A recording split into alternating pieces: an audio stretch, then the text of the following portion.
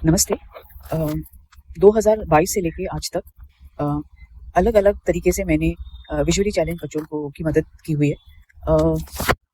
कईयों को पढ़ाया है, कईयों को ऑडियो रिकॉर्डिंग करके भेजा हुआ है। एक छात्र को तो मास्टर्स इन सोशल वर्क, तो उनकी जो डेजर्टेशन रहती है उसके लिए भी मैंने उनको मदद की हुई है। अभी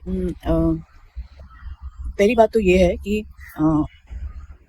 हम बहुत स्पष्ट रूप से क्या करना चाहते हैं वो तय करना चाहिए। ये बच्चों को आप बहुत फास्ट या बहुत लंबा रिकॉर्डिंग नहीं करके दे सकते। उनके जो माइंडसेट या स्टेबिलिटी जो रहती है वो थोड़ी अलग किस्म की रहती है। इसके लिए उनके तरीके से अपने को पढ़ाना पड़ता है। मैंने ऑडियो रिकॉर्डिंग भी की है। कई बच्चों को स्क्राइब की मतलब उनकी परीक्षा में सहायता की हुई है। एक दो लड़कों को तो टाइपिंग मतलब टाइपिंग के एग्ज़ाम के लिए भी मदद की हुई है। उसमें से एक बच्चा पहले दिन ही मतलब हम जाके उनके साथ प्रैक्टिस भी की, लेकिन एग्ज़ामिनेशन के दिन पे उसको बुखार आया और बोला कि मुझे नहीं देना है एग्ज़ाम।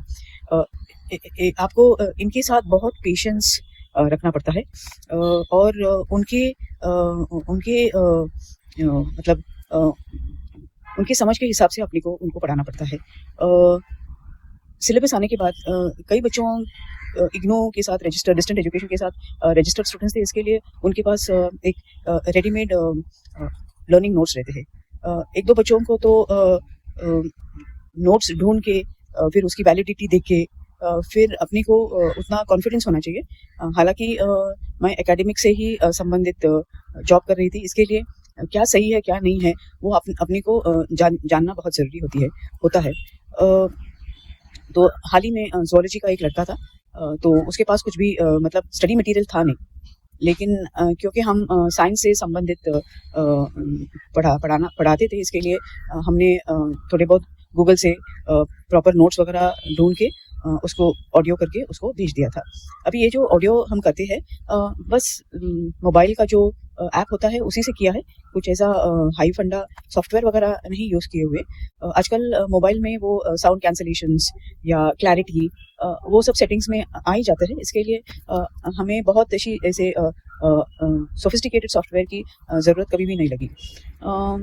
अभी ये बच्चे जो है वो उनकी जो परवरिश है वो थोड़ी अलग होती है। इसके लिए अपने को भी उनके साथ बहुत प्यार से बहुत समझौता दिखाना पड़ता है।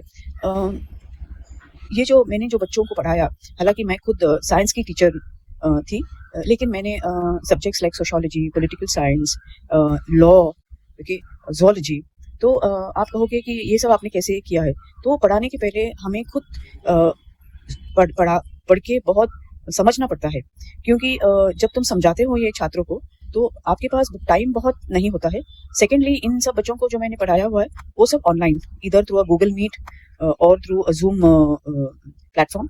तो इसके लिए हमें बहुत सतर्क रहना पड़ता है कि बच्चों को समझ रहा है ना, क्योंकि उनको रंग की पहचान, फिर ऑब्जेक्ट्स की पहचान, ये सब आपको थोड़ा डिस्क्रिप्शन दे के ही करना पड़ता है। तो ये जो बच्चों को पढ़ाना होता है वो बहुत चैलेंजिंग रोल रहता है।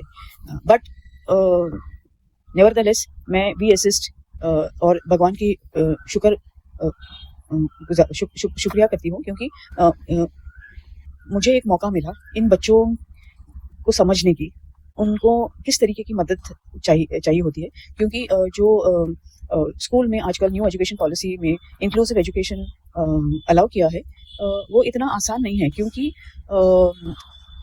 ये बच्चों को आपको बहुत पेशेंस या बहुत समझा के पढ़ाना पड़ता है। और बाय गॉड्स ग्रेस जितने बच्चों को आज तक मैंने पढ़ाया वो सभी ने अच्छे मार्क से पास हुए हैं।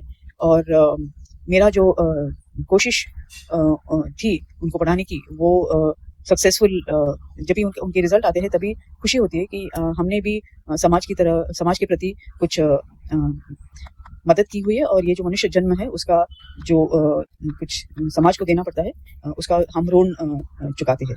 धन्यवाद।